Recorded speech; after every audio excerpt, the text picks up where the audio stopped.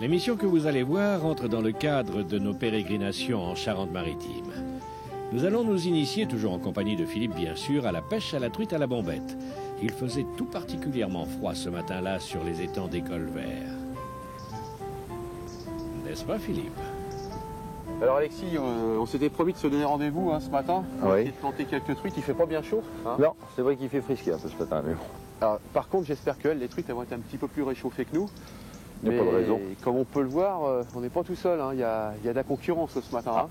Et la concurrence est rude en plus. La concurrence est rude en plus. Bon, eh ben, écoute, alors ce que je te propose, écoute, on va prendre le matériel et puis on va commencer à attaquer. Alors qu'est-ce que tu me proposes? Verre de terre, verre de farine? On va essayer au verre de terre d'abord. D'accord, eh ben écoute, allez.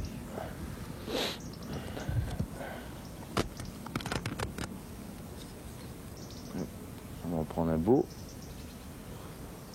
Celui-là, moi si j'étais une truite, je le mangerais. Tu le mangerais? Ouais. Bon, ben alors écoute, on va faire comme si. Alors je sais pas comment tu les accroches, moi je les enfile un petit peu là comme ça, c'est ça. Et puis on essaye de faire ressortir l'hameçon.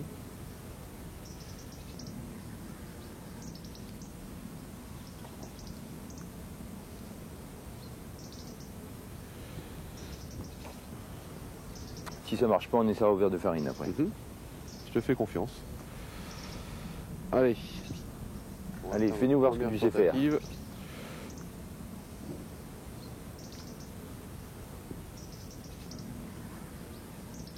Alors on ralentit toujours la bombette avant qu'elle tombe dans l'eau, pour que l'èche passe par-dessus. Et puis on va ramener doucement. Alors le domaine, là, c'est un domaine que tu gères toi, c'est ça, Oui, oui. Le domaine piscicole. Oui, oui. On a 2 étangs là. Celui-là est plus spécialement réservé pour la truite. D'accord. Donc il y a des truites qui font quel poids là? Oh là, on peut arriver à des poissons qui vont jusqu'à 4 kilos. Ah oui, quand même. Ah oui. Des beaux poissons. Bon, en plus, ça fait déjà 4 ans qu'on est ouvert. Il peut y avoir des poissons qui sont restés, qui ont grossi. Donc, mais c'est pas les plus faciles à prendre, ceux-là. Et surtout s'ils sont plus 4 ans dedans, ça veut dire que quelque part, ils connaissent bien l'étang. Ça, généralement, les poissons qui ne se font pas prendre après, deviennent exclusivement carnassiers et ils chassent ces petits poissons. Si on voit que ça ne marche pas tout à l'heure, on essaiera peut-être aux poissons nageurs. Ouais. Pour prendre les plus gros spécimens peut-être. Et alors là, donc, il y a des gens que vous accueillez donc, tous les jours? Tous les jours. Compris le week-end? Oui. Et vous avez une fréquence à peu près de combien de personnes par semaine? En fonction de la saison, je suppose peut-être? Oui, on a plus de monde en début de saison. L'été, c'est un peu plus calme parce que bon, les gens ici, on est près de la côte et les gens préfèrent aller à la plage qu'aller à la pêche. Ouais. C'est normal, ça fait partie aussi de... Mais c'est surtout en début de saison. Alors, mars, avril et mai sont des très bons mois. Oui. Ouais. On arrive à avoir 250, 300 personnes par week-end. Ah oui, quand même. Oui. Ah oui, donc c'est une affaire qui tourne. Bah, pour l'instant, on touche du bois, ça tourne pas trop mal. Ça marche pas mal, bon. Alors, écoute, on va changer un peu d'axe. Surtout que dans notre région, il y a très peu de pêche à la truite comme cela parce qu'il n'y a pas de rivière. Donc c'est sur des étangs comme ceci où on peut exclusivement pêcher la truite. Ah oui, donc tous les petits cours d'eau que tu peux avoir sont pas pourvus de truite? Non, non, non. C'est de l'eau assez stagnante, tout ça, c'est pas... C'est plutôt ce qu'on appelle la zone à Brême, ici, c'est près de la côte, et c'est pas, il n'y a pas de truite. Je viens d'en voir une sautée là-bas et ça y est. Vous avez vu une sautée là-bas? Oui.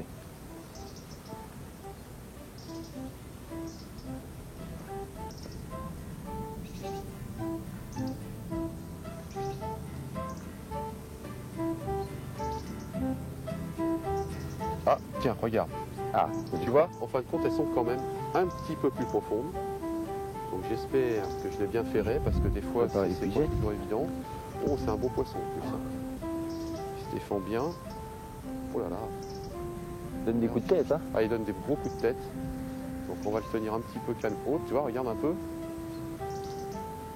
Alors je me méfie toujours la truite, parce que c'est un poisson qui a tendance à faire des sauts.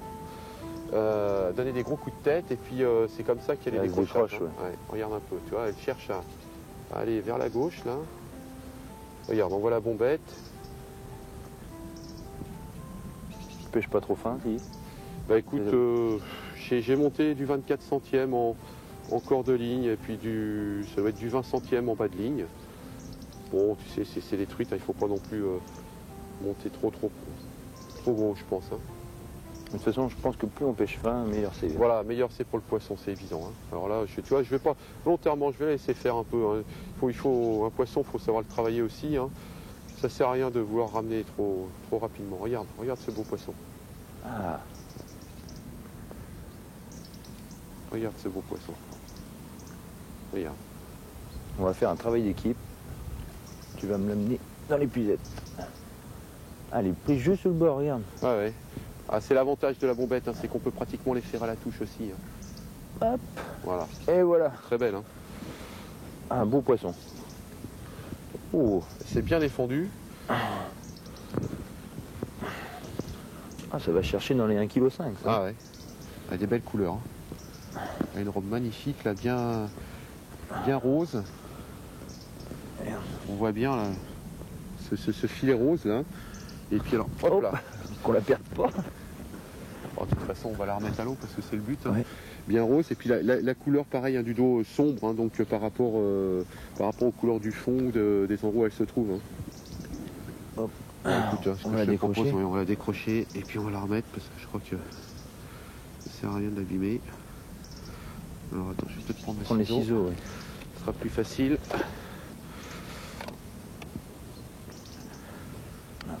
Reste là. Et puis alors les truites, ce sont des poissons qui glissent. Hein. C'est toujours. Beaucoup de mucus. Essayer de pas l'abîmer. Non, il était bien piqué hein, quand ouais. même, hein. Même au bord, t'as vu? Allez. Il n'y a pas de se les crocher. Hein. Allez, je te laisse la remettre. Alors, on va se mettre ici, que je me mouille pas les pieds. Hop.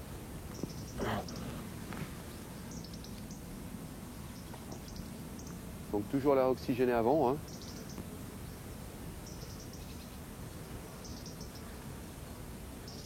Et hop. C'est reparti. Allez, reparti. Va faire des petits. Bon, eh écoute, on essaye un verre de farine. On va essayer. Hein, et puis je vais te laisser la canne à pêche parce que maintenant que j'ai pris la mienne, ça va être à ton tour. Que j'essaie d'être aussi bon. Oh, pas de raison. Alors ça je connais pas, par contre je te laisse. Alors. Je sais que ça existe, mais c'est pas une hache avec laquelle j'ai l'habitude de pêcher. Tu vois, t'as la tête ici. Ça ressemble à des gros asticots en fait. Bon, un peu, oui. Faut piquer dans la tête. Hop. Alors la tête parce que je suppose que c'est la partie la plus dure, hein, c'est ça? Non, puis après, il bouge plus. Ah d'accord, ça le permet qu'il tourne autour de l'hameçon. Voilà. On va en mettre deux. Ça va faire après une sorte d'hélice un petit peu dans l'eau quand on va ramener. D'accord, ok. Voilà. Eh ben écoute, je te laisse faire. Regarde comme ça bouge. Ouais, c'est tout ce qu'il faut pour qu'on en prenne une deuxième. Regarde. Tu vois? Ah oui, tout à fait, ouais. Ah oui, c'est très bien, ouais. Ah oui, c'est fait des simulations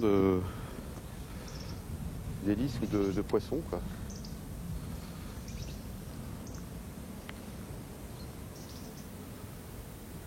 Alors donc là, ce matin, donc j'ai mis une bombette donc semi-plongeante, comme je disais, oui, de 10 grammes. Hein, ce qui permet donc souvent de prospecter des couches, on va dire, différentes. Hein. J'ai pris une canne qui fait 4,20 m. C'est très flexible. Hein. Ouais, très très flexible. Bah, pour la bombette, il faut souvent des cannes plus flexibles qu'une canne opposée, quoi, par exemple. Hein, pour le lancer, pour arriver à... C'est quoi, un monofilament ou c'est une latrette? Non, c'est du monofilament. Ce que je te propose, c'est qu'on se déplace un petit peu là, parce que on va peut-être faire un petit peu de bruit là. Voilà un peu plus. Hein, et peut-être que là, voilà, regarde. Ça, c'est un bel axe aussi là. Donc monofilament, bah, comme je te disais tout à l'heure, 24 centièmes en corps de ligne. Hein, j'aime pas monter trop gros. Parce que bon, c'est vrai que le fait qu'il soit invisible, c'est-à-dire qu'entre la bombette et l'èche, mais en fin de compte, le poisson ne voit pas quelque chose. Oh, oui, oh. Ah, décroché. Non? Décroché, je crois. Décroché? Ouais. T'as eu une belle tape pour toi. Ouais, oui. C'est bien senti, hein. C'est bien, c'est avec ces cannes flexibles. Ah oui, tu sens la moindre petite touche, hein, Donc je te disais, le fil fluocarbone, aujourd'hui, il est utilisé par beaucoup de pêcheurs au cou. Hein, surtout. Ah, elle est après? Oui, oui. Ah, mais tu sais que les truites, souvent, elles tapent, tu la ferres, tu as le sentiment d'avoir rien après, c'est parce qu'elle vient vers toi. Oh, ça n'a pas l'air très gros. Ça n'a pas l'air d'être très haut? Non. Peut-être pour ça que tu la sentais moins. Moi, je peux te dire que tout à l'heure, moi, celle que j'avais prise, hein, je la sentais bien, elle cherchait le fond. Hein. Tu veux l'épuisette quand même, peut-être, hein? Oui, vaut mieux. Vaut mieux assurer le coup. Alors, fais attention, voilà, c'est ça. Regarde. Oh là là. Elle va nous faire... Ah là là, oui, ça, c'est... Ah bah, tu vois, dès que c'est plus petit, tout de suite, ça fait des bonds, là. Hop, elle va rechercher le fond. Et elle va ressauter. Je me méfie toujours des derniers sauts au niveau d'une truite. Elle va sauter.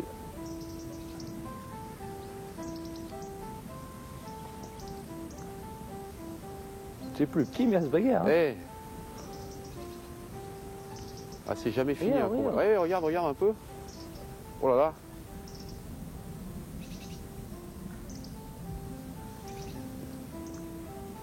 On va prendre son temps. Non, mais elle Elle n'a pas encore... envie de venir. Hein. Ah ouais. Elle n'est pas encore ramenée. Je sais pas comment elle est prise. Elles sont souvent prises au bord de la gueule, hein, parce que c'est vrai qu'à la bombette, on fait pas comme au toc, où on les laisse des fois un petit peu écher. Alors que là, T'as vu comment elle a fait? Je l'ai raté la première fois et elle a dû dû ressauter dessus. Ouais. C'est-à-dire que quand tu la piques pas, hein, elle a dû suivre et puis Allez, je pense que... ça va être bon. Ouais. Attends, je vais redonner un peu de fil. Ouais. Alors tu vois, l'épuisette, c'est une petite épuisette. Souvent, c'est fait pour la pêche quand on pêche dans l'eau, hein, au niveau de la truite. Mais je l'emmène toujours avec moi, même quand je pêche au bord, comme ça, parce qu'elle dépanne tout le temps. Bon, c'est vrai que sur une truite de cette taille-là, on aurait pu éventuellement la sortir sans, mais celle que j'ai prise avant, sans l'épuisette, on aurait peut-être été un peu gêné. Hein. Il aurait fallu la fatiguer plus longtemps. Oui, tout à fait. Alors là, par contre, on a une truite donc, avec une robe un petit peu différente. Hein, Et plus que claire. tout à l'heure, voilà, c'est ça, beaucoup plus clair. Elle est peut-être depuis plus longtemps dans les temps. Oui, je pense que c'est une question de... Oh, attends, je vais la décrocher parce que j'ai l'hameçon.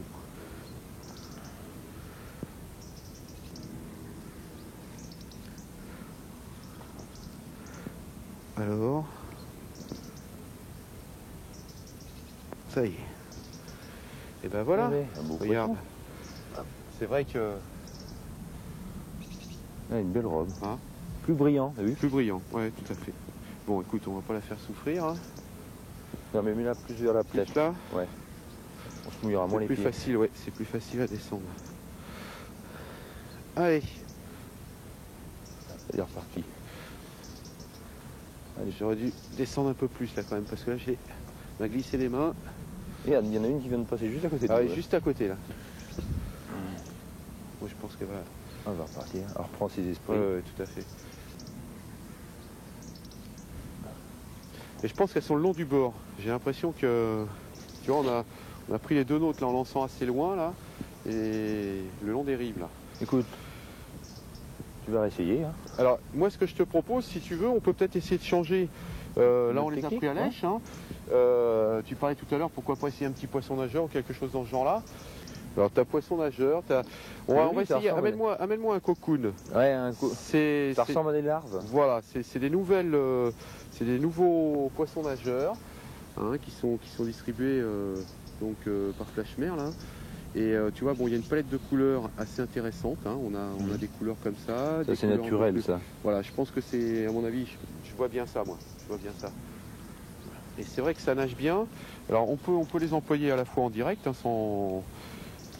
sans bombette comme on fait là. Mais là, avec la bombette, ça nous permet d'aller prospecter des postes plus loin. Plus loin ouais. Parce que là, ça n'a pas l'air d'être très plombé. Non, c'est flottant. Hein. Donc il y a une façon pour le manier qui nous permet de faire nager un petit peu entre deux eaux et puis de le laisser remonter, de faire des tirées et de relâcher pour faire remonter la larve. Et c'est souvent à ce moment-là que l'attaque se déclenche. Hein. Voilà, là on a pris la couleur claire. Hein. S'il faut, on descendra peut-être tout à l'heure sur du noir comme ça, hein, parce que comme je te disais là, l'eau claire. Et puis sinon on a d'autres petits poissons nageurs. Hein. Je veux dire bon, ceux-là, alors par contre ceux-là sont plus lestés.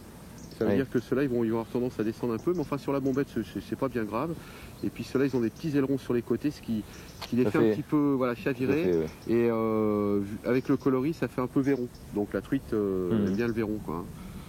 Et puis là de l'autre côté tu avais pareil des flottants donc qui sont avec des éclats. Hein, c'est-à-dire qu'ils lancent des éclats.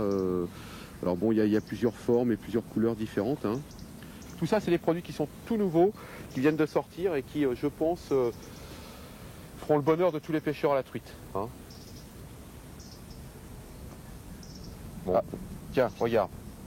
T'as vu, je l'ai senti taper une première fois, je t'ai rien dit parce que j'en étais pas sûr. Et elle a dû reprendre après. Alors c'est pareil avec des petits poissons nageurs comme ça, on ne sait jamais trop si elle l'a pris ou pas parce que ils sont armés au niveau de la queue et des fois ils viennent taper en travers. Alors c'est moins gros que tout à l'heure, ça doit ressembler un petit peu à ce que tu viens de prendre. Tu vois, là, ils ont toujours tendance à se déplacer sur le côté. Hein. Ouais. T'as vu, tout à l'heure c'est pareil, elle partait sur la gauche, là ce coup-ci elle part sur la droite. Ouais, c'est un beau poisson quand même, hein. Regarde. C'est presque aussi gros que l'autre. Hein. Ouais, c'est presque aussi gros que l'autre. Elle s'est prise juste sur le côté. Ouais, juste sur le côté, elle n'a pas fait le même combat.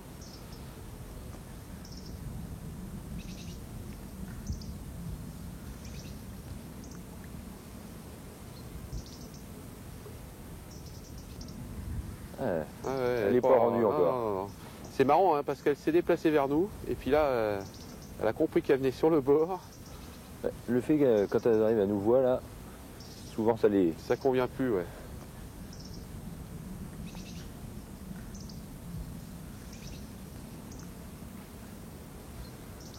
Elle aime pas. Hein. Non, non. On va prendre son temps quand même, hein, parce que comme je te disais tout à l'heure, j'ai pas un très gros fil.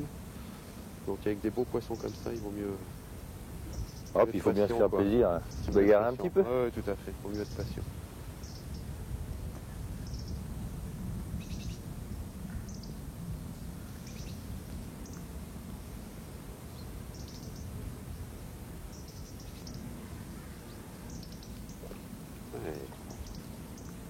Toujours les dernières défenses qui sont les pires. J'ai tellement décroché de truites et de brochets comme ça au moment de les amener en l'épuisette parce que au dernier moment c'est le dernier rush. Allez, on va l'épuiser. Hop, j'essaie de pas tomber dans l'eau. Hop, tu vois, elle nous aura servi notre petite épuisette. Hein. Bah. Oh, elle bouge encore. Hein. Ah ouais, elle est.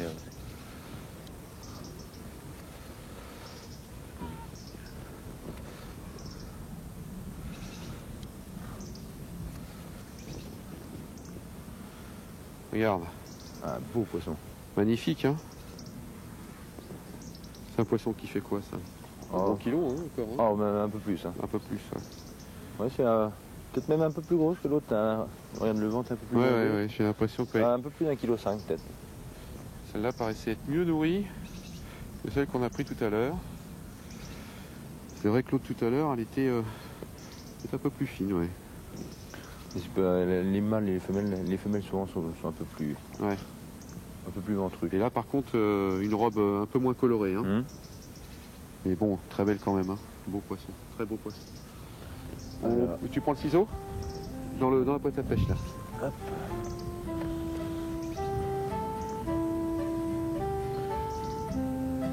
Ils sont efficaces ces petits leurres. Pas mal, hein? Oui.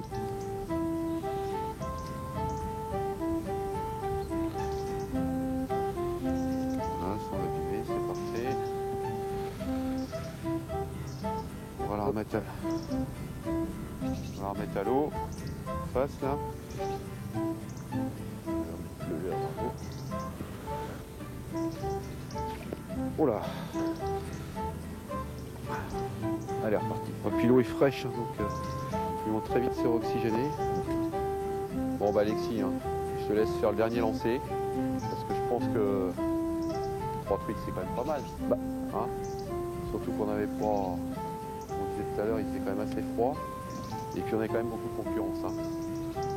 Donc moi ce que je te propose c'est qu'on range le matériel, on aille se prendre peut-être un petit café pour se réchauffer les mains. Mais hein. Écoute, oui, ça n'a pas de refus.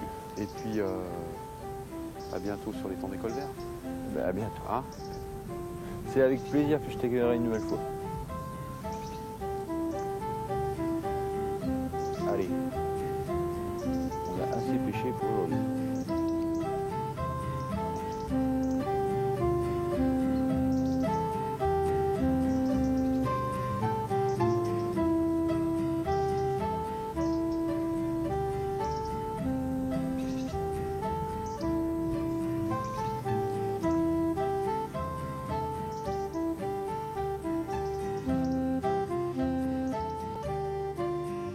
c'était pas mal ce matin, on a fait quelques poissons. Eh ben, on s'est bien amusé, Ouais. une petite matinée comme ça de bonheur. Ouais. Et on a bien démarré la journée, je crois. 2 belles truites. Bon, Ouais. une qui s'est bien défendue, qui a sauté un petit peu. Bien sauté, ça fait du spectacle. Hein. Ouais, c'est vrai. Bon, ils étaient peut-être un peu engourdis parce que souvent ils font des sauts encore plus haut que ça, mais Ah, l'eau n'est pas encore très chaude. ouais, ça a du mal à se réchauffer. Ouais. Bon, on explique un petit peu avec quoi on a pêché ces poissons. Mais on va montrer un peu à tout le monde comment le matériel qu'on a utilisé. Voilà. Alors bon, la pêche à la bombette, hein, une canne à bombette fatalement. Bon, ce matin, moi j'avais une canne qui faisait à peu près 4,20 m, sachant que les cannes de bombette, on peut avoir des cannes qui vont jusqu'à 5 mètres, voire 6 mètres, hein, puisque comme je t'ai expliqué ce matin, il faut qu'on ait des cannes assez longues pour pouvoir faire en sorte que le corps de ligne avec la bombette, il y a un certain déport pour pouvoir donc lancer cette bombette, et derrière on a des bas de ligne qui peuvent aller des fois même jusqu'à 2,50 m suivant les profondeurs d'étang. Hein. Alors ce matin, comme on était sur un étang, tu m'as dit que c'était à peu près 2-3 mètres de profondeur, hein, c'est ça? Ouais, 2,50 m. 2,50 m à peu près. Donc j'avais mis un bas de ligne à peu près d'1,50 m. Hein. C'est très agréable à pêcher parce que c'est très souple. Ça, Hein, tu connaissais un peu ce genre de canne je pêche pas avec beaucoup cette technique, là j'utilise plutôt des lancers légers pour pêcher à la cuillère. D'accord. Comme ça. Mais t'as vu que c'est pas lourd, hein, on ne fatigue pas du tout. Très agréable. Hein. Alors un moulinet, bon, un moulinet qui peut servir bon, à la bombette, mais aussi à l'ultra léger, pêche au leurre léger. Hein, donc ça veut dire que je pense que ce moulinet-là te conviendra aussi parfaitement, par exemple pour la pêche à la cuillère. Hein, c'est très bien. C'est pas lourd du tout, c'est parfait. Hein. Et avec une récupération qui est très intéressante aussi, hein, puisque je crois que si mes souvenirs sont exacts, ça doit récupérer plus de 70 cm. Hein, donc c'est pas mal, quoi. Hein. Voilà, alors les bombettes, parce que ça c'est important. Ce matin, on avait fait l'option. Hein, voilà, alors on avait pris du 10 grammes, hein, je te la laisse. Donc ça c'est la flottante, hein, on ne l'a pas utilisée ce matin puisque on a cherché, puisque comme on disait tout à l'heure, il faisait pas bien chaud, donc de descendre sur des couches assez profondes. Hein.